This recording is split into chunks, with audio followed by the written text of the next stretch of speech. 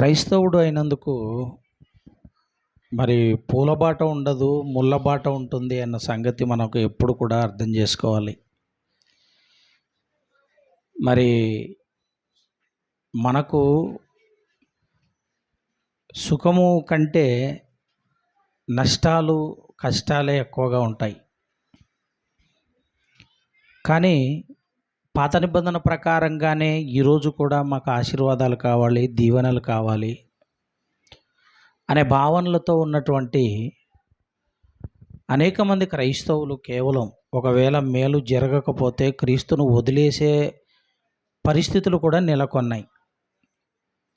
మంచి జరిగితే ప్రభుని వెంబడిస్తాం, ఒకవేళ జరగకపోతే మాకు అవసరం లేదు అనే ఆలోచనలతో మరి నమ్ముకున్న వారు ఎంతోమంది ఉన్నారు. ప్రియమైన దేవుని పిల్లలారా, దేవుడు మనల్ని బలపరచడానికి 66 పుస్తకాలలో ఎంతోమంది భక్తుల ద్వారా విలువైన మాటలు ప్రపంచంలో ఎక్కడ దొరకని విధంగా తన మనసులో ఉన్నటువంటి ఎన్నో మంచి మాటలను రాయించాడు. కారణం, మనము అన్ని విషయాల్లో చాలా గొప్పగా ఉండాలి అని, అన్ని విషయాల్లో మనం దేవునికి అనుకూలంగా బ్రతకాలి అని, ఆయనను ఆనందపెట్టే కార్యక్రమాలలో ఉండాలి అని, వ్యక్తిగతమైన జీవితాలను కూడా కాపాడుకోవాలి అని మనల్ని బలపరచడానికి అనేకమైన సంగతులు చెప్పినట్టుగా బైబిల్లో మనం చూడగలం. ఒక మాట బైబిల్లో మనం చూడగలిగితేనండి, ఎఫెసీయులకు రాసిన పత్రికలో 4వ అధ్యాయము 15వ వచనం. ఎఫెసీయులకు రాసిన పత్రిక 4వ అధ్యాయము 15వ వచనాన్ని మనం చూద్దాం ప్రియులారా. 4వ అధ్యాయము 15వ వచనం. ప్రేమ కలిగి సత్యము చెప్పుచు క్రీస్తు వలె ఉండుటకు అన్ని విషయములలో ఎదుగుదము అన్నాడు. చూడండి ప్రియమైన వాళ్ళరా, ముందు ఏమన్నాడు? ప్రేమ కలిగి అంటాడు. అంటే ఒకరి పట్ల ఒకరికి ఏముండాలి? ప్రేమ ఉండాలి. ఎందుకంటే ప్రేమతో యుద్ధాలు ఆగిపోయాయి, ప్రేమతో కక్షలు ఆగిపోయాయి, ప్రేమతో శత్రుత్వము ఆగిపోయింది, ప్రేమతో హత్యలు ఆగిపోయాయి. అతి భయంకరమైన క్రూరమైన ఆకృత్యాలన్నీ కూడా ప్రేమతోనే ఆగిపోతాయి ప్రియమైన వాళ్ళరా. అంటే మీరు ప్రేమ కలిగి సత్యము చెప్పుచు అనగా వాక్యము చెప్పుచు, వాక్యాన్ని ఆలోచిస్తూ వాక్యాన్ని ప్రకటిస్తూ ప్రేమ కలిగి మరి నిన్ను నీవు ఎలాగైతే కాపాడుకోవడానికి నువ్వు ప్రయత్నం చేస్తుంటావో, నిన్ను వలె నీ పొరుగు వారిని కూడా అలా కాపాడటానికి ప్రయత్నం చేయాలి. అలా చెప్పుకుంటూ వచ్చి ఏమంటున్నాడు అంటే ప్రియులారా, పౌలు గారు, అన్ని విషయములలో మీరు ఎదగాలి. ప్రేమ విషయంలో ఎదగాలి, దీర్ఘశాంతంలో ఎదగాలి. ఈ ఆత్మఫలాలు ఏవైతే ఉన్నాయో వాటన్నింటిలో మనం ఎదగాలి. అలా ఎదుగుతూ సత్యాన్ని చెబుతూనే ఉండాలన్నమాట.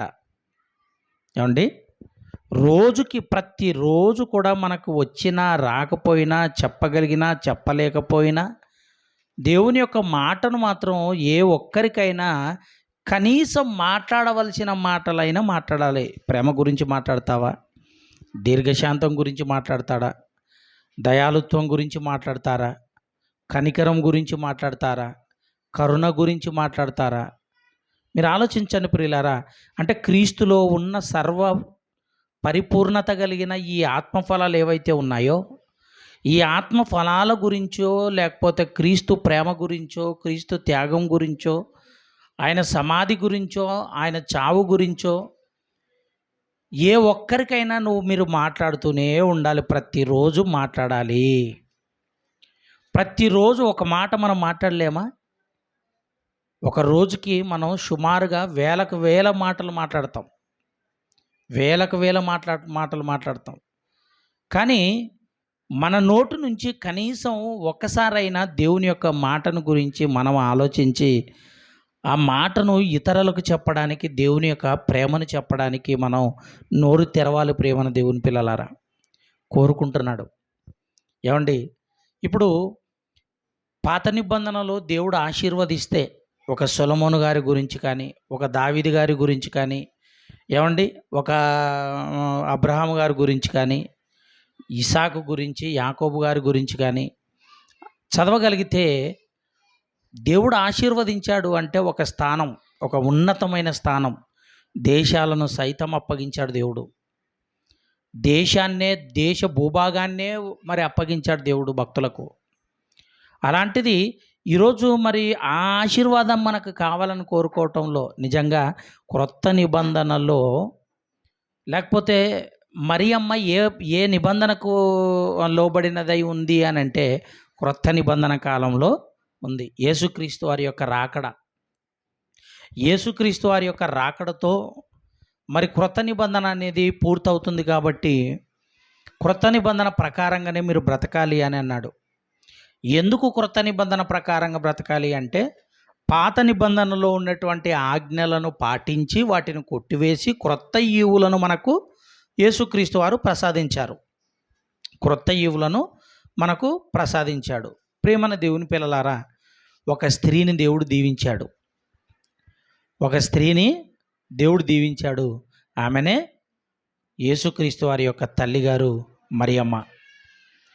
యేసుక్రీస్తు వారి యొక్క తల్లిగారిని ఏమని దీవించాడో ఒకసారి, ఆయన పుట్టుక సమాచార దూతలు ఉన్నాయి, యుద్ధం చేసే దూతలు ఉన్నాయి, ఏమండి, మరి పొగిడేటువంటి దూతలు ఉన్నాయి, మరి జలముల దేవదూతలు ఉన్నాయి.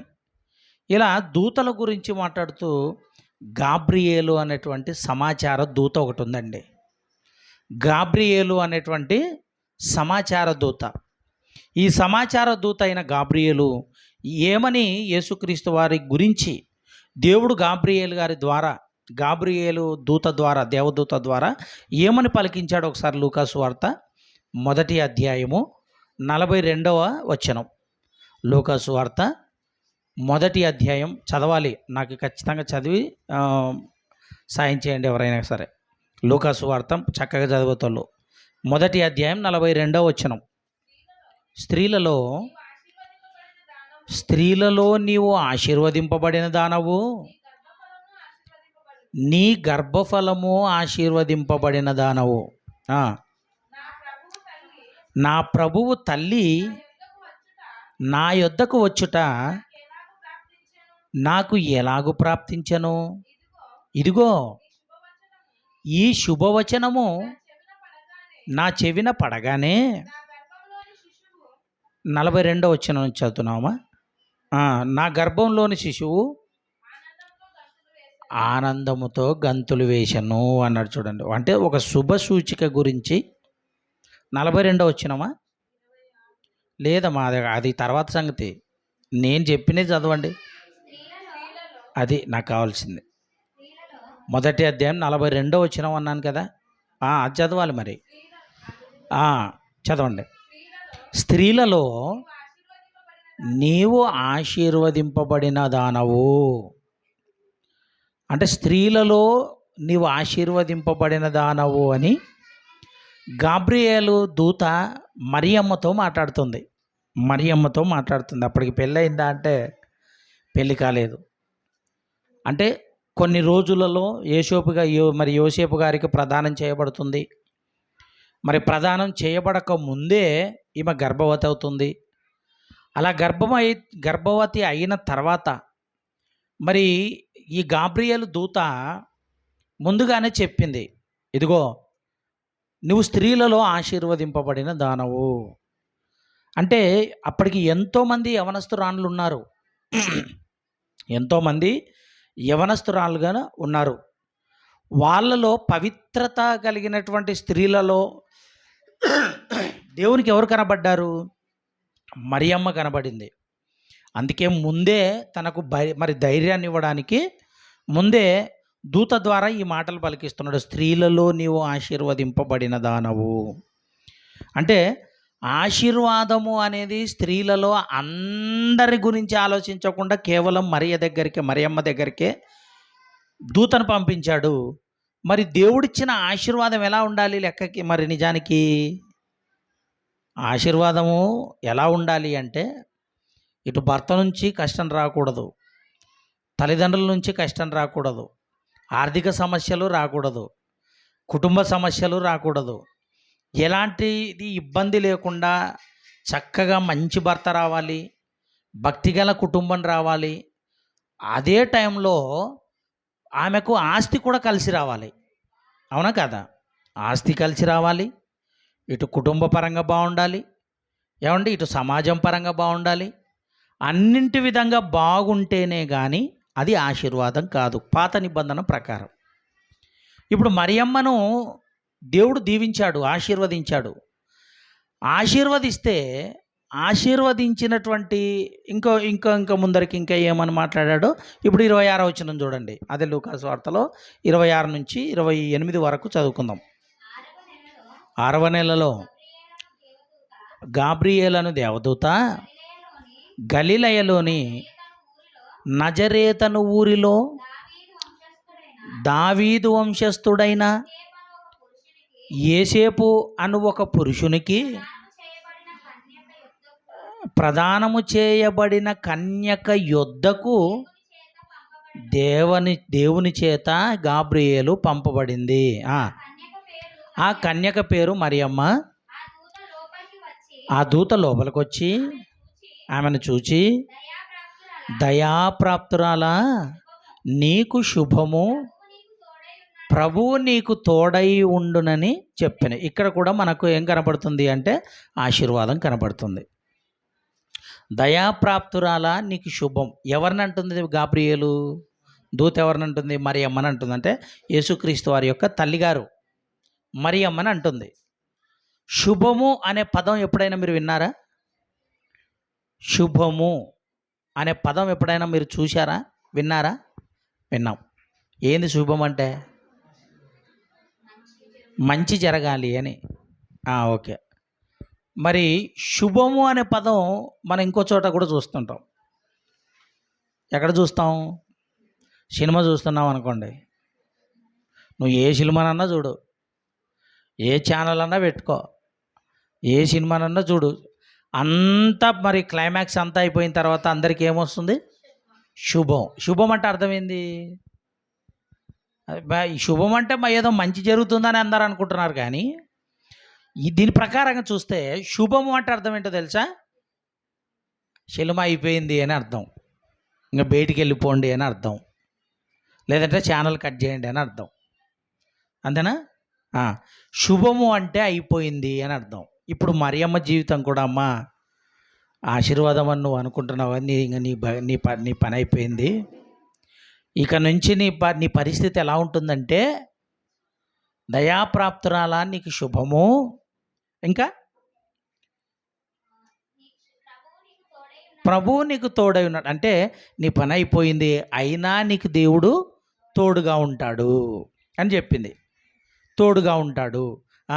మరి తోడుగా ఉండు, మరి నీకు దేవుడు తోడుగా ఉంటాడు, నీకు శుభము అని చెప్పాడు, నువ్వు ఆశీర్వదింపబడినదా నువ్వు అని చెప్పాడు. చెప్పినటువంటి ఆ గాబ్రియేలు దూత మళ్ళీ ఏమంటుందంటే, అదే లూకాసు వార్తలో 30వ వచనం 31వ వచనం, 1వ అధ్యాయము 30-31వ వచనం చదవండి. ఈ 2 వచనాలు చదువుకుందాం. ఈ శుభవచనం ఏమిటో అని ఆలోచించుకొనుచుండగా, ఈమె శుభము అని పలికంటే నా పని అయిపోయింది అని అన్నట్టుగానే ఉంది, అసలు శుభవచనం ఏందో మరి అని మరియమ్మ ఆలోచిస్తుంది. మరియమ్మ అప్పటికే యోసేపుతో మరి ప్రదానం చేయబడింది. ఆవిడ ప్రదానం చేయబడినటువంటి మరియమ్మ ఆలోచిస్తుండగా దూత, మరియా భయపడకుము, దేవుని వలన నీవు కృప పొందితివి అన్నాడు. చూడండి ప్రియులారా, అంటే భయపడకుము అనే మాట ఎప్పుడు వస్తుంది చెప్పండి? ఏదో ప్రమాదం జరగబోతుంది, ప్రమాదం రాబోతుంది, ఎంతో పరిస్థితులు, భయంకరమైన పరిస్థితులు రాబోతున్నాయి. అందుకే ఏమంటున్నాడంటే, నువ్వు భయపడకు అమ్మా, భయపడకము, నీకు దేవుడు తోడుగా ఉంటాడు, దేవుడే నీకు అన్ని అన్ని విషయాల్లో నీకు తోడుగా ఉండి నడిపిస్తాడు, కాబట్టి నువ్వేమీ భయపడకుము అంటున్నాడు. అంటే ప్రియమైన దేవుని పిల్లలారా, మరియమ్మకు స్టార్ట్ అవుతుంది. స్టార్ట్ అయిన తర్వాత మళ్ళీ ఆ విషయం కూడా చెప్పారు. ఏమని చెప్పాడంటే, ఇదిగో అమ్మా, నీవు గర్భవతి అవుతావు, రాజ్యభారం అంతా అతని మీద ఉంటుంది, కుమారునికి అంటావు, ఆయనకు నువ్వు యేసు అని పేరు పెట్టాలి, ఆయన గొప్పవాడై సర్వోన్నతుడైన కుమారుడని అనబడును, ప్రభు అయిన దేవుడు ఆయన తండ్రి అయిన దావీదు సింహాసనమును ఆయనకు ఇచ్చును అన్నాడు. అంటే విషయం చెప్పాడు కదా, నీవు గర్భవతి అవుతావు అంటే గర్భం ఎప్పుడు ధరిస్తుందో తల్లికి తెలుస్తుందా? ఏమంటే తెలుస్తుందా? ఎప్పుడు తెలుసాలన్నా అప్పుడే తెలుస్తుంది. కానీ గర్భంలోకి వెళ్ళిన తర్వాత, అండం విడుదలైన తర్వాత, ఆ అండంలోకి ఎప్పుడైతే ఈ కణం అనేటువంటి ఈ శుక్రకణం ఎప్పుడైతే వెళ్తుందో అప్పుడు ఫలదీకరణం చెంది గర్భం ఏర్పడుతుంది గర్భసంచిలో. అంటే ఇదంతా కూడా రహస్యం, ఇది దేవునికే తెలుస్తుంది, ఇంకెవరికి తెలియదు. దేవుని పిల్లలారా, ఎప్పుడు ఇలా జరుగుతుందో తెలియదు కనుక ముందుగానే దూత చెప్పాడంటే, భయపడొద్దు, నువ్వు ఇలా అవుతావు అని. అప్పటి నుంచి స్టార్ట్ అయింది మరియమ్మకు. ఏమని మరియమ్మకు స్టార్ట్ అయిందంటే, కేవలం ఎంగేజ్మెంట్ అయిపోయింది యోసేపు గారి ద్వారా. యోసేపు గారితో నాకు ఎంగేజ్మెంట్ అయిపోయింది, ఇప్పుడు గర్భవతినని ఒకవేళ తెలిసిపోతే పరిస్థితి ఏంటి? దూత చెప్పింది కాబట్టి మరియమ్మ అయినా ఊరుకుంది, కానీ దూత చెప్పగలేదనుకోండి, గర్భవతి అయిన తర్వాత ఎలా ఉంటుంది పరిస్థితి? ఒక స్త్రీకి, ఒక కన్యకు ఏమండి, మరి పురుషుని యొక్క టచ్చింగ్ లేని పరిస్థితుల్లో మరి గర్భవతి అయ్యింది అంటే ఒక స్త్రీ, కన్యక అయినటువంటి స్త్రీకి ఎంత భయంకరమైన పరిస్థితి ఉంటుంది, ఎంత వేదనకరమైన ప్రతికూల పరిస్థితులు ఉంటాయి. ఓకే, ఇలా జరిగిన తర్వాత మళ్ళీ దేవుడే బాధ్యత తీసుకొని ఏం చేశాడు అని అంటే, ఈలోపు యోసేపుకు తెలిసిపోయింది. యోసేపుకు తెలిసిన తర్వాత ఎలాగూ పెళ్లి కాలేదు కదా, నిన్ను మంచి అని చెప్తున్నారు, మరి యోసేపు నీతిమంతుడు కాబట్టి ఆమెను అవమానపరిచి ప్రజలందరికీ తెలిసే విధంగా నిన్ను మాట్లాడి అవమానపరిచేదానికంటే రహస్యంగా ఆమెను విడనాడాలని అనుకున్నాడు. ఏం చేశాడు? రహస్యంగా ఆమెను వద్దని చెప్పాలనుకున్నాడు. కానీ ఎప్పుడైతే దూత చెప్తుందో అప్పుడు అర్థం చేసుకున్నాడు. అంటే ఇదంతా కూడా దేవుని యొక్క పరిమితిలో జరుగుతుంది, ఆయన పరిగణలో జరుగుతుంది, ఆయన యొక్క పర్యవేక్షణలో జరుగుతుంది అని ఎప్పుడైతే ఆలోచించుకున్నాడో పెళ్ళికి కూడా సిద్ధపడ్డాడు. ఆయన పెళ్ళికి సిద్ధపడ్డాడు.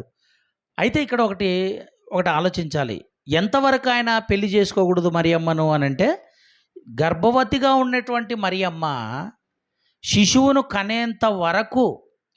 కనేంత వరకు మరి మరియమ్మను పెళ్లి చేసుకోకూడదు, మరియమ్మ దగ్గరికి వెళ్ళకూడదు.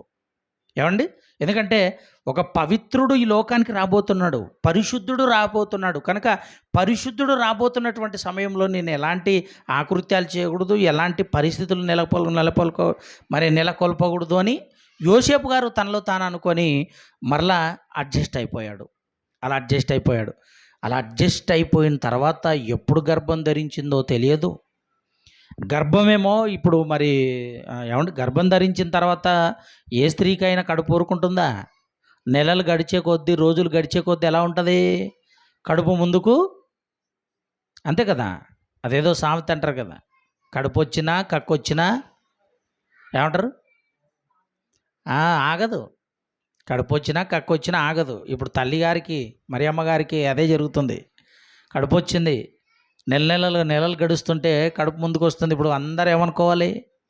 పెళ్ళి కాలేదు కదా, ఇంకా యోసేపు దగ్గరికి వెళ్ళలేదు కదా, ఏంటి అసలు ఏంది ఇది, చాలా మంచిది కదా మరియమ్మ, మంచి క్యారెక్టర్ కలిగినది కదా అంటే కడుపు వచ్చే కొద్దు సమాజానికి రకరకాల అనుమానాలు. ఎందుకంటే ఇప్పుడు దూత అందరి దగ్గరికి వెళ్ళి, ఇదిగో మీరు అనొద్దండి నేను దూతను అని చెప్పలేదు కదా. మరి ఇప్పుడు యేసుప్రభు అందరి దగ్గరికి వెళ్ళలేదు మరి. యేసు గురించి దేవుడు అందరికి చెప్పించాలంటే ఇప్పుడు అవసరం అవ్వదు కదా. కాబట్టి ఇప్పుడు అంతా కూడా జరిగిపోతుంది. అలా జరిగిపోయిందా, ఓకే, మంచిది. ఇంకా అంతా జరిగిపోతుంది. యేసుక్రీస్తు వారిని కన్న తర్వాత పెంచుతున్నారు. యేసువైపు గారు కూడా తన కొడుకుగానే స్వీకరించి పెంచుతున్నాడు.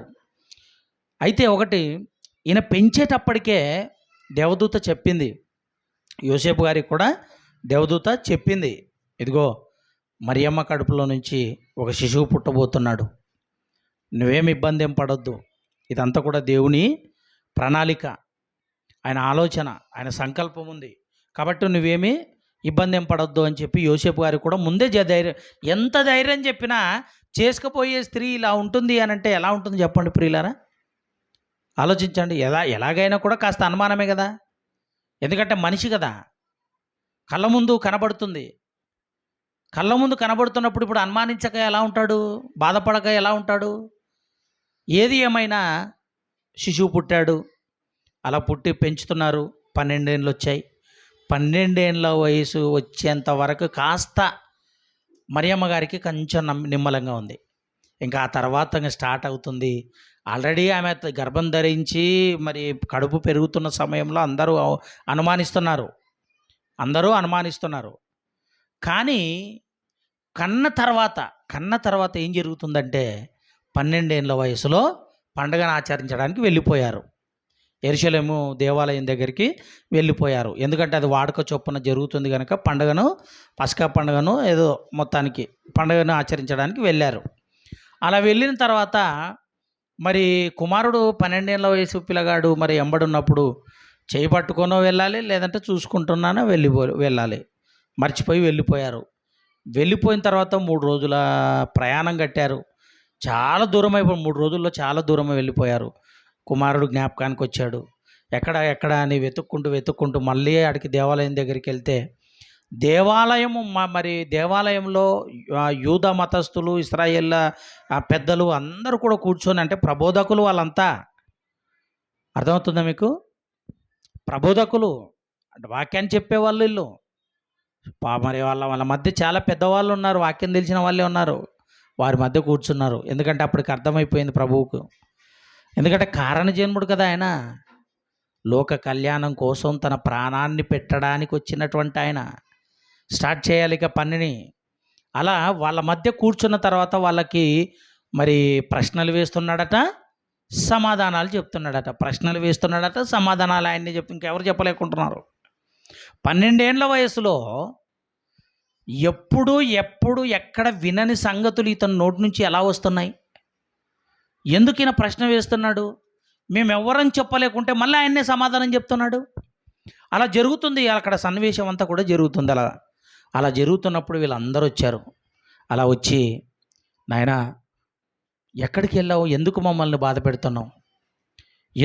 పెడుతున్నావు మమ్మల్ని అని అంటే, ఆ సందర్భం ఒకసారి చూద్దాం. లూకాసు వార్త 2వ అధ్యాయము 48వ వచనం నుంచి. లూకాసు వార్త 2వ అధ్యాయము 48వ వచనం నుంచి. ఆయన తల్లిదండ్రులు ఆయన చూచి మిక్కిలి ఆశ్చర్యపడిరి. ఆయన తల్లి, కుమారుడా మమ్మును ఎందుకు ఇలాగు చేసితివి? ఇదిగో నీ తండ్రియు నేనును దుఃఖపడుచు నిన్ను వెదుకుచుంటిమని ఆ యేసుక్రీస్తు వారితో చెప్తున్నారు. ఆయన, మీరేలా నన్ను వెతుకుచున్నారు? నేను నా తండ్రి పనుల మీద ఉండవలనని పబ్లిక్లో చెప్పాడు ఆయన. ఇప్పుడు బెత్లెహేము గ్రామం నుంచి పండగను ఆచరించడానికి యెరూషలేము పట్టణానికి వచ్చారు. యెరూషలేము మందిరం దగ్గరికి వచ్చారు. కేవలం వీళ్ళే వచ్చారా? బెత్లెహేము గ్రామములో ఇశ్రాయేలీయులు, యోధులు అందరు కలిసి వచ్చారు. పండగను ఆచరించడానికి అందరు వచ్చారు అక్కడికి. వాళ్ళ మరి ఇరుగు పొరుగు వాళ్ళు కూడా వచ్చారు. వాళ్ళ ఇంటి పక్కల వాళ్ళు వచ్చారు, ఇంటి ఎదురుగా ఉన్న వాళ్ళు వచ్చారు, పక్క వీధిలో ఉన్న వాళ్ళు వచ్చారు. టోటల్గా యోసేపు గారికి ఎరుకైన వారు, మరియమ్మ గారికి తెలిసిన వారు, అదేవిధంగా వాళ్ళకు కుమారుడుగా యేసుప్రభు పుట్టాడంటే ఆయనకు తెలిసిన వారు అందరూ వచ్చారు. అందరి మధ్యలో వీళ్ళు అడిగేసరికి అందరి మధ్యలో ఈయన సమాధానం చెప్పాడు. ఏమని సమాధానం చెప్పాడు? ఇదిగో నేను నా తండ్రి పనుల మీద ఉండాలని మీరు ఎరగరా అన్నాడు. టోటల్గా ఇప్పుడు అక్కడ ఉన్న వాళ్ళకల్లా భయంకరమైన అనుమానం ఏమొచ్చిందో తెలుసా? యోసేపు గారు చేసే పని ఏది? వడ్రంగి పని చేస్తాడు. వడ్రంగి పని అంటే మరి తలుపులు చేస్తారు కదా, కార్పెంటర్. ఏమండి? కార్పెంటర్ పని. మరి వడ్రంగి పని ఆయన చేస్తుంటే నా తండ్రి పని ఇక్కడ కూర్చొని మరి బోధకులకే బోధ నేర్పిస్తున్నాడు. ఈయన బోధకులకే బోధ చెప్తున్నాడు. నా తండ్రి పని అంటే వడ్రంగి పని చేయాలి ఆయన. ఆయన ఏమన్నా అక్కడ వడ్రంగి పని చేస్తున్నాడా? వాక్యం చెప్తున్నాడు. వాక్యం చెప్తుంటే వాళ్ళ నాన్న పని వడ్రంగి పని కదా, ఈయనేంది నా తండ్రి పనుల మీద ఉండాలని మీరు ఎరగరా అంటున్నాడు అని అక్కడ ఉన్న వాళ్ళు, ఇరుగు పొరుగు వాళ్ళు, ఎదురింటి వాళ్ళు, వెనికింటి వాళ్ళు, అందరూ పక్క వీధి వాళ్ళు అనుమానం స్టార్ట్ అయిపోయింది. ఇక అదేంటి చెప్పు, నువ్వు చేసేది మరి వడ్రంగి పని కదా, మరి నీకేమి మరి ఆయనేంది, అతనేంది, ఆ పిల్లోడు నీ కుమారుడు మరి ఇలా మాట్లాడుతున్నాడేంటి, నా తండ్రి పని అని సపరేట్గా మాట్లాడుతున్నాడేంటి అన్నప్పుడు వెంటనే ఈయన యోసేపు గారు ఏం చేశాడంటే చాలా ఆవేశంతో మరియమ్మకెళ్ళి చూస్తున్నాడు. ఇక్కడ భర్త సీరియస్గా భార్యకెళ్ళి చూశాడు అనుకుంటే అర్థం ఏంటి? ఎంత బాగా చూస్తున్నాడు నాకెళ్ళి, నన్ను ఇష్టపడుతున్నాడు అనుకుంటుందా తల్లి? భార్య సీరియస్గా చూస్తున్నాడు అనుకోండి, నాకేమో మూడింది, నన్నేమో అనబోతున్నాడు. ఇక్కడ మంది ఉన్నారు కాబట్టి ఊరుకున్నాడు కానీ ఇంటికాడ ఏంటనా నా పరిస్థితి ఎలా ఉంటుందో ఇప్పుడు టోటల్ మీద ఇంకా అయిపోయా. ప్రయాణం కట్టారు. ఇలా ప్రయాణం కట్టి వెళ్తుంటే యోసేపు నింటాడో అసలు. అయినా మౌనంగా అన్నీ భరించింది. దీవెనేది, ఆశీర్వాదం ఏది? ఎందుకంటే ఆలోచిస్తుంది కదా, అసలు దేవుడిచ్చిన ఈ దయాపాప్తురాలా అన్నాడు, ఆశీర్వదింపబడిన దానవు అన్నాడు, ఇదేందో యోచించుకొని చుండగా, అమ్మా నువ్వేం భయపడొద్దు, దేవుడు నువ్వు భయపడొద్దు, దేవుడు నీకు భయపడొద్దు అన్నాడంటే అర్థం ఏంటి? రాబోయేది నీకు అన్ని ముళ్ళబాటే, నీకంతా ముళ్ళబాటే అని అర్థం చేసుకుంది. టోటల్గా భర్త ఏమో బాధపడడం స్టార్ట్ చేశాడు, అనడం స్టార్ట్ చేశాడు, అనుమానించడం స్టార్ట్ చేశాడు. ఇరుగు పొరుగు వారు అంటున్నారు, ఏమేసేపు నీ కొడుకు అలానే, నీ కొడుకేనా అంటుంటే ఇప్పుడు ఎలా ఉంటుంది తండ్రికి? వేరే వాళ్ళు అంటుంటే ఎలా ఉంటుంది? మరి ఆలోచించండి ప్రియులారా. అక్కడి నుంచి స్టార్ట్ అయింది ఇంకా మరియమ్మకు ఏడుపు. అక్కడి నుంచి స్టార్ట్ అయింది. ఇంకోసారి ఏం జరిగిందో ఒకసారి చూడండి. మత్తయి సువార్త 12వ అధ్యాయము 48వ వచనం నుంచి. మత్తయి సువార్త 12వ అధ్యాయము 48వ వచనం నుంచి ముగిస్తాను. ఇంకా జనరల్గా మరి మనం క్లాసు ఎలా చెప్పాలో అలా మాట్లాడుతున్నాను. 12వ అధ్యాయం 48వ వచనం నుంచి.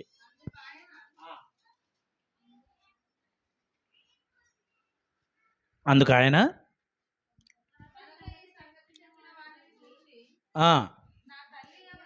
నా తల్లి ఎవరు, నా సహోదరులు ఎవరు అని చెప్పి తన శిష్యుల వైపు చేయి చాపి, ఇదిగో నా తల్లి, నా సహోదరులు, పరలోకమందున్న నా తండ్రి చిత్తము చొప్పున చేయువారే నా తల్లియు నా సహోదరులు అన్నాడు. ఏమండి? అంటే ఇప్పుడు 12 ఏళ్ల వయసులో యెరూషలేము పట్టణంలో ఆయన తప్పిపోయినప్పుడు ఎవరెవరు వెళ్ళారు అంటే భర్త వెళ్ళాడు, ఈమె వెళ్ళింది. మళ్ళీ రెండవసారి ఇప్పుడు ఎక్కడున్నాడో అని మళ్ళీ యేసుక్రీస్తు దగ్గరికి మరియమ్మ వెళ్తే ఏమనుంది అంటే, యేసుక్రీస్తు వారు తమ్ముళ్ళు ఉన్నారు. అంటే తమ్ముళ్ళు ఎవరు? ఈ మరి యోసేపు గారిని పెళ్లి చేసుకున్న తర్వాత, యోసేపు గారు అంటే యేసుక్రీస్తు వారు పుట్టిన తర్వాత మళ్ళీ తమ్ముళ్ళు చెల్లెళ్ళు పుట్టారు ఆయనకు, యోసేపు గారికి.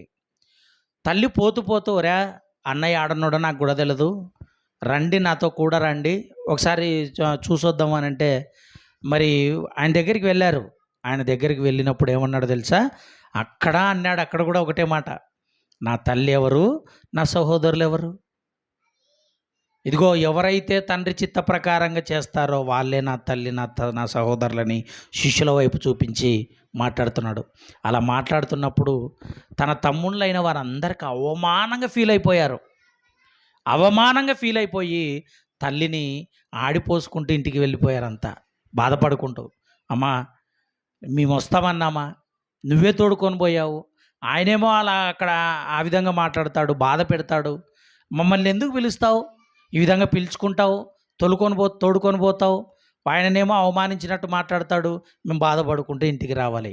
అంటే ఇప్పుడు యోసేపు వచ్చాడు వాళ్ళంబడి, ఎందుకు రాలేదు?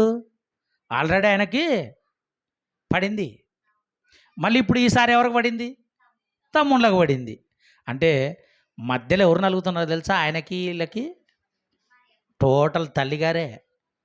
మరియమ్మనే నలుగుతుంది, కళ్ళ నీళ్ళు అసలు ఏడుస్తూ ఆమె ఎప్పుడైతే గర్భం ధరించిందో సమాజం నుంచి, భర్త నుంచి, తర్వాత పుట్టిన కుమారుల గురించి నుంచి, మరి కుమార్తెల నుంచి బాధ, ఏడుపు. ఆయనేమో దయాప్రాప్తురాలా, నీకు శుభము అని ఆయన చెప్పిపోయినాడు. ఆశీర్వాదం అంటే ఇప్పుడు కష్టాలు వస్తున్నాయా, మరియమ్మకు మరి సుఖం వస్తుందా? క్రొత్త నిబంధన ప్రకారం క్రీస్తును నమ్ముకుంటే అందరికి వచ్చేదేంటి? సుఖం కాదు, ముళ్ళబాటే, పూలబాటేమీ ఉండదు. కాలేజీ తీసుకున్న దగ్గర నుంచి ఆ రోడ్డు మీద వస్తుంటే నడుము నొప్పులు, ఒళ్ళు నొప్పులు, కాళ్ళ నొప్పులు.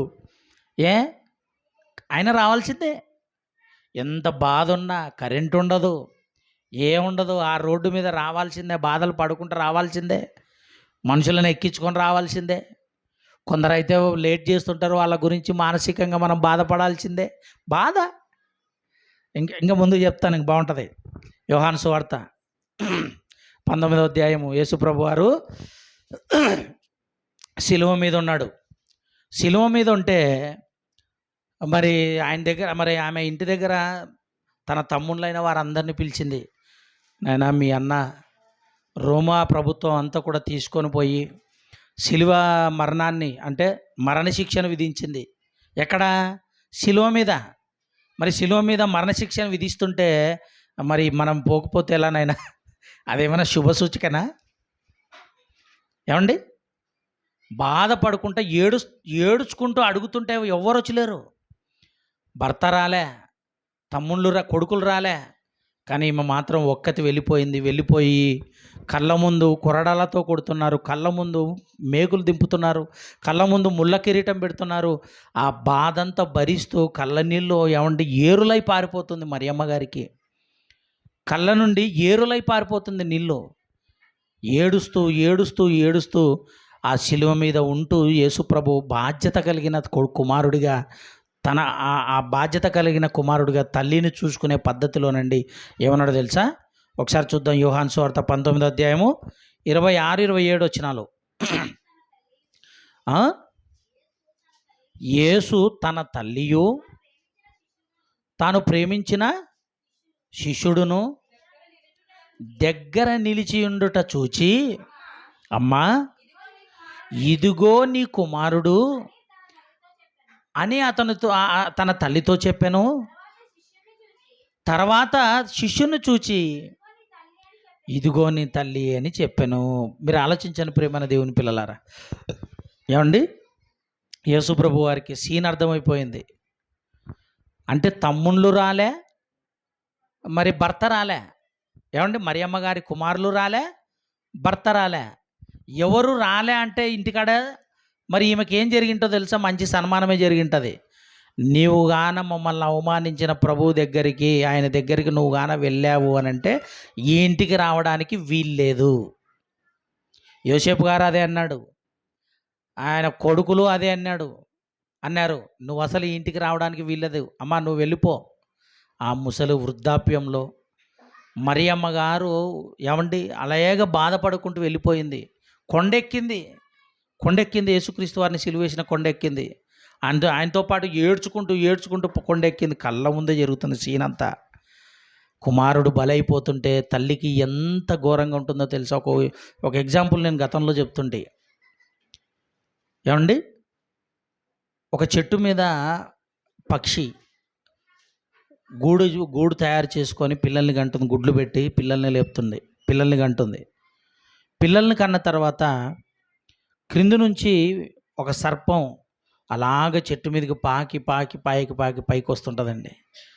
అలా పాకి పైకి వస్తున్నప్పుడు అండి, ఒక్కొక్కరిని ఒక్కొక్క పక్షి పిల్లను మింగేస్తుంటుంది. అలా మింగేస్తుంటే మరి తల్లి పక్షి ఉంది కదా, ఈ తల్లి పక్షి రెక్కలు కొట్టుకుంటూ అక్కడక్కడే తిరుగుతుంటుంది, చూసి బాధపడుకుంటా వేదన చెందుకుంటా. అవసరమైతే కొన్నిసార్లు ఒక ధైర్యం చేస్తుంటుంది. ఏమని ధైర్యం చేస్తుందో తెలుసా? నోటితో కుక్కడానికి దగ్గరికి వెళ్తుంటుంది. మళ్ళీ ఇది తన నోట్లో పడింది అనుకోండి, ఇది కూడా చనిపోతుంది. కాబట్టి ఆ చుట్టుపక్కలని తిరుక్కుంటూ రెక్కలు కొట్టుకుంటూ బాధపడుకుంటూ ఉంటుంది. అంటే తన పక్షి పిల్లలైనటువంటివి దాన్ని మరి ఈ సర్పము మింగేస్తుంటే తల్లికి ఎంత బాధ అయితే ఉంటుందో, యేసు ప్రభుని కళ్ళ ముందు చంపుతుంటే, అంత బాధ పెట్టి చంపుతుంటే, అంత వేదనకరమైన పరిస్థితులు చూస్తుంటేనండి మరియమ్మ తట్టుకోలేకపోయింది. ప్రియమైన దేవుని పిల్లలారా, వృద్ధాప్యంలో తన కొడుకు కళ్ళ ముందు చచ్చిపోతున్నాడు, చంపేస్తున్నారు, బాకులతో పొడుస్తున్నారు, కొరడాలతో కొడుతున్నారు, కర్రలతో కొడుతున్నారు, అవమానిస్తున్నారు, ముఖం మీద ఉమ్మేస్తున్నారు. ఏం చేశాడు అసలు? ఏం చేశాడు నా కొడుకు అని ఏడుస్తుంటే ఈ బాధ అంతా చూసి ఆ శిలువ మీద ఉన్నటువంటి యేసుప్రభు అంటున్నాడు తెలుసా? ఇదిగో యోహాను గారు, తను ప్రేమించిన శిష్యుడు యోహాను గారు, అక్కడ యోహాను గారిని చూసి, ఇదిగో నీ తల్లి ఈమెనే, ఇక నుంచి చూసుకోవాల్సింది నువ్వే. మరి యోసేపు ఎక్కడికి వెళ్ళాడు? ఇంకా మిగిలిన కుమారులు ఎక్కడికి వెళ్ళారు? రాలేదు. ఆయన శిలువ మీద చనిపోతున్నప్పుడు వాళ్ళు రాలేదు. కానీ ఆ తల్లిని ఎవరికి అప్పగించాడు? తన శిష్యుడైన యోహాను గారికి అప్పగించాడు. ఇక నుంచి ఈమె నీ తల్లి, ఇదిగో యోహాను, ఇక నుంచి నువ్వే ఆమెకు కొడుకువు, నువ్వే కొడుకులాగా చూసుకోవాలి అని మరి ఆమెకు అప్పగించి చనిపోయాడు. ప్రియమైన దేవుని పిల్లలారా, ఏమండి, చనిపోయాడు కదా. అంటే ఇప్పుడు యేసుక్రీస్తు వారిని కన్నందుకు, యేసుక్రీస్తు వారిని గర్భాన్న మోసినందుకు, ఆయన నా కొడుకు అని చెప్పుకున్నందుకు మరియమ్మ గారికి ఆశీర్వాదం వచ్చిందా? బాధలు వచ్చాయా? అన్నీ బాధలే, నిలువెత్తు బాధలే. ఆమె ఎప్పుడైతే ఏమంటారు, ఎప్పుడైతే మరి పెద్దగా అయిపోయిందో, ఎప్పుడైతే దేవుడు ఆమెను ఎన్నుకున్నాడో, ఎప్పుడైతే తన గర్భాన్న యేసుక్రీస్తు వారిని పంపించాడో ఒక కత్తి రూపంలో, అప్పటి నుంచి జరిగింది ప్రియమైన దేవుని పిల్లలారా, ఆమెకు బాధ స్టార్ట్ అయింది. అంటే క్రీస్తును మరి గర్భాన ధరించి కన్నందుకు ఆమెకు వచ్చిన వేదన, బాధ అంతా కూడా చూస్తే ప్రియమైన దేవుని పిల్లలారా, ఈరోజు క్రైస్తవుడైనందుకు మనం ఏం కావాలి? మనం క్రీస్తును ధరించాము గనక, గలతీలకు రాసిన పత్రిక 3వ అధ్యాయం 27వ వచనంలో, ఇదిగో మీరందరూ కూడా క్రీస్తులోనికి బాప్తీసం తీసుకున్నారు గనక, క్రీస్తును ధరించుకున్న వారుగా ఉన్నారు గనక, ఇప్పుడు క్రీస్తును మోస్తున్నారు. మీరు క్రీస్తును మోసింది కనుక ఆమెకు అన్ని బాధలే. క్రీస్తును ధరించుకున్నారు, క్రీస్తును మోస్తున్నారు బాప్తీసం ద్వారా. ఎప్పుడైతే మీరు బాప్తీసం తీసుకున్నారో క్రీస్తు మీ మీద, మీరు క్రీస్తును ధరించుకున్నారు అని అర్థం. క్రీస్తును ధరించుకున్నారు అంటే ఆత్మఫలాలను ఒకసారి జ్ఞాపకం చేసుకోండి. మనలో ఏం కనపడాలి? ప్రేమ కనపడాలి, సత్యము కనపడాలి, సంతోషం కనపడాలి, సమాధానం కనపడాలి, దయాళుత్వం కనపడాలి, ఇవన్నీ కనపడాలి, ఆశా నిగ్రహం కనపడాలి. అంటే క్రీస్తును ధరించుకున్న మనలో ఎన్ని కనపడుతున్నాయి అని అంటే, ఇవన్నీ కూడా మనం నెరవేర్చాలి అంటే, లేదా వీటన్నింటిని కూడా మనం కనపరచాలి అంటే పేతురు గారు ఒక ఉన్నతమైన మాట చెప్పాడు. ఇదిగో క్రీస్తును ధరించుకున్న వారిలో క్రీస్తు కనబడాలి అంటే మీరేం చేయాలో తెలుసా? పేతురు రాసిన మొదటి పత్రిక 4వ అధ్యాయం 16వ వచనం. పేతురు రాసిన మొదటి పత్రిక 4వ అధ్యాయం 16వ వచనం చదవండి.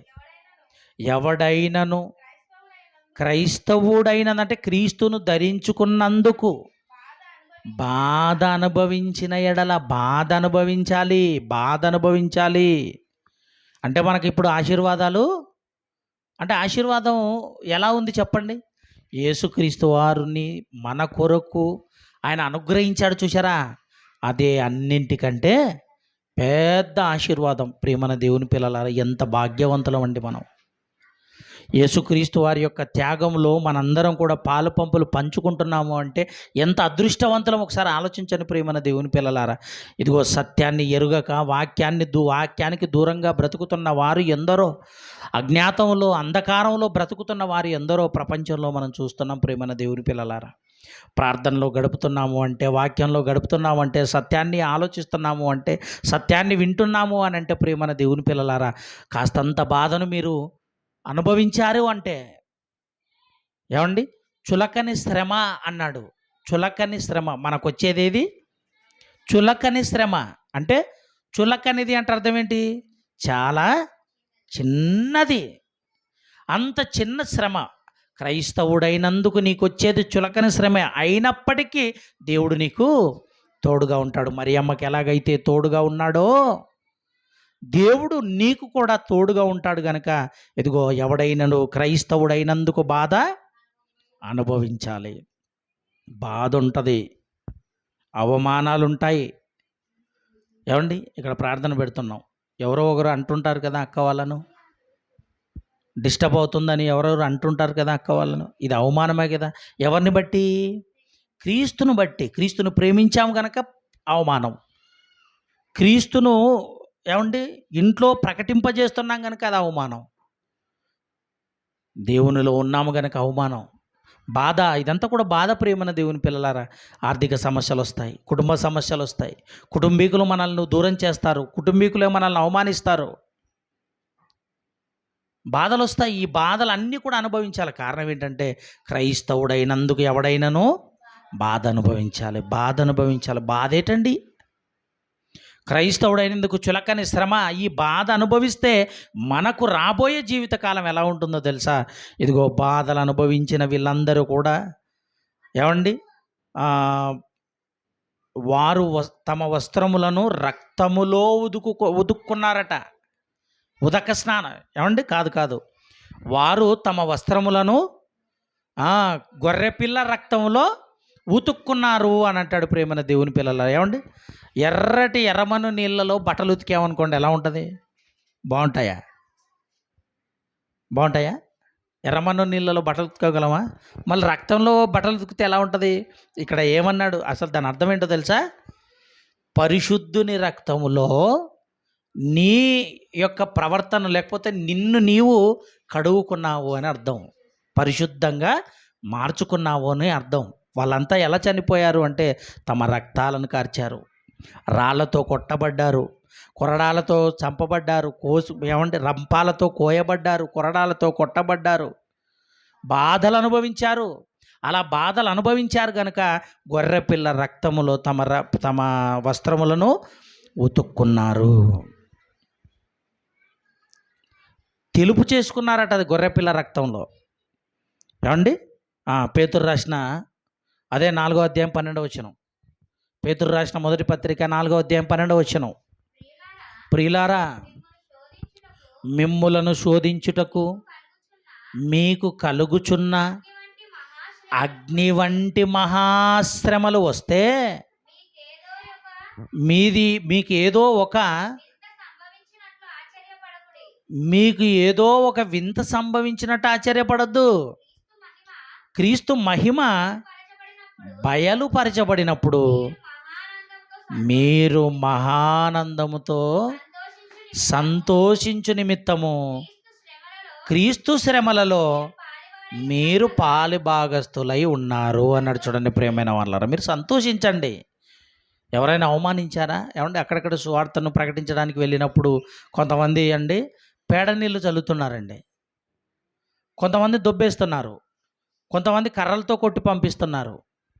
ఏమండి, మా మధ్యకి ఎందుకు వచ్చావు అని దొబ్బుతున్నారు. ఇదంతా జరుగుతుందనుకోండి, క్రీస్తును బట్టి తన మహిమ కనపరిచే విధంగా ఇదిగో మీ యందు దేవుడు ఆనందపడుతున్నాడు. మీరు కూడా ఎలా ఉండాలి అంటే ఇలాంటి కార్యక్రమాలు జరిగినప్పుడు మీరు ఆనందపడండి, సంతోషపడండి. ఎవరైనా మిమ్మల్ని అవమానించారు అంటే సంతోషపడండి, బాధపడండి. క్రీస్తును బట్టి మనకు వస్తున్నాయి బాధలు. మత్తయి సువార్త 5వ అధ్యాయం 11వ వచనం చూడండి ఒకసారి, ముగిస్తాను. మత్తయి సువార్త 5వ అధ్యాయం 11వ వచనం. నా నిమిత్తము జనులు మిమ్మల్ని హింసించి, నిందించి, హింసించి మీ మీద అబద్ధముగా చెడ్డ మాటలు పలికినప్పుడల్లా మీరెవరు మీరెవరు ధన్యులు అన్నాడు. చూడండి ప్రేమన దేవుడు. ధనవంతులు కాదు, ధన్యులు. ధన్యత వేరు. ఏమండి, మనకు దేవుడు ఇచ్చేది చాలా గొప్పది ప్రేమన దేవుని పిల్లలారా. చిన్నది భరిస్తే ఏమండి, అప్పుడప్పుడు ఒక మంచి ఉద్యోగస్తుడు అతన్ని ఇంటర్వ్యూ చేస్తుంటారు. అలా ఇంటర్వ్యూ చేస్తున్నప్పుడు ఈ స్థాయికి నువ్వు రావడానికి మీరు ఏం చేశారు అని అడిగినప్పుడు అతను ఏం చెప్తాడో తెలుసా? నేను చిన్నప్పటి నుంచి చాలా శ్రమలు అనుభవించాను, చాలా కష్టాలు పడ్డాను.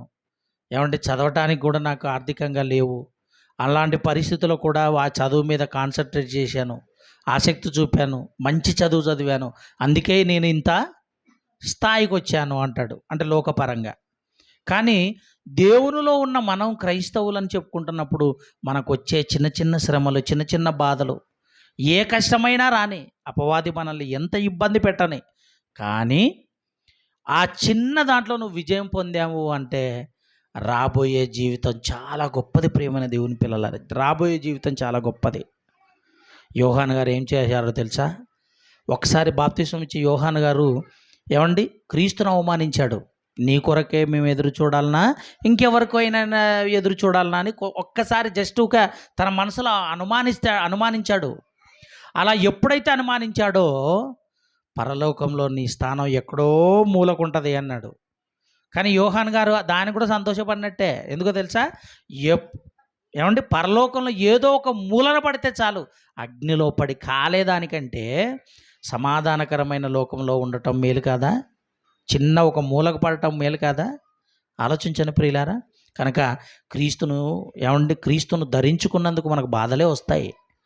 పౌలు గారు ఒక మాట మాట్లాడతాడు. ఏమని మాట్లాడతాడంటే, ఒకసారి ఫిలిప్పీలకు రాసిన పత్రిక 3వ అధ్యాయము 10వ వచనం నుంచి. ఫిలిప్పీలకు రాసిన పత్రిక 3వ అధ్యాయం 10వ వచనం. చాలా సమయం అయింది, ముగించుకుందామండి. ఏ విధము చేతనైనను, ఏమండి ఎంత మంచి మాట చూడండి ప్రియులారా. పౌలు గారు పలుకుతున్న మాట ఎంత జ్ఞానయుక్తంగా ఉంటుందో మనల్ని అందరినీ కూడా ఏమండి స్థిరంగా బలపరచడానికి మాట్లాడిన మాట. ఉన్నతమైన మాట అండి, ఉన్నతమైన మాట. 3వ అధ్యాయము 10వ వచనం నుంచి. ఏ విధము చేతనైనను మృతులలో నుండి నాకు పునరుత్థానము కలుగవలనని ఆయన అనక యేసుక్రీస్తు వారు మరణ విషయములో సమాన అనుభవము గలవాడనై ఆయన పునరుత్థాన బలమును ఎరుగు నిమిత్తమును ఆయన శ్రమలలో పాలివాడగుట ఎట్టిదో ఎరుగు నిమిత్తమును సమస్తమును నష్టపరచుకొని వాటిని పెంటతో సమానముగా ఎంచుకొనుచున్నాను అన్నాడు. చూడండి ప్రేమన దేవుని పిల్లలారా, క్రీస్తుతో సమానానుభవం అట. అంటే తను పడిన శ్రమ చిన్నది కాదు ప్రేమన దేవుని పిల్లలారా. అంటాడు కదండి కొరింథీ పత్రికలో, అనేక మార్లు కొరడాలతో కొట్టబడితేనే. ఏమండి ఎన్ని శ్రమల గురించి రాయించాడు అంటే అవన్నీ చదువుతానండి నిజంగా మనకు ఊపిరాడదు. అన్ని శ్రమలు పడ్డాడు ఆయన. అన్ని శ్రమలు పడినటువంటి ఆయన మాట్లాడుతున్నాడు, ఇదిగో ఏ విధము చేతనైనను నాకేం కావాలి? పునరుద్ధానం కావాలంటే రెండో జీవితం కావాలి. ఆ జీవితంలో అనగా పరలోకంలో నాకంటూ ఒక స్థానం కావాలి. దేవుడిచ్చిన ఆ సింహాసనం లేదా దేవుడిచ్చేటువంటి ఆ కిరీటం నేను కూడా ధరించుకోవాలి అంటే ఇక్కడ నేను శ్రమ పడాలి. ఆయన శ్రమలలో నేను కూడా పాలిభాగస్తుడనై అన్నాడు.